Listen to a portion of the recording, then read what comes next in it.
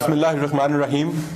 मैं मीडिया के तमाम दोस्तों को इस प्रेस कॉन्फ्रेंस में खुश आमदीद कहता हूँ। आज की प्रेस कॉन्फ्रेंस में ये एक बहुत बड़ा नेटवर्क है जो मासूम और सादा लोगों को झांसा देकर, नौकरी का झांसा देकर या किसी और तरीके से रावलपिंडी में वहाँ लैब है वहाँ पर ले जाते हैं और वहाँ उनका गुर्दा निकाल के आगे ट्रांसप्लांट कर देते हैं। ये गैंग उस वक्त मंजरे आम पर आया जब थाना मनावा में हमें एक अब्दुल्ला नाम के लड़के की अगवा का मुकदमा दर्ज होता है।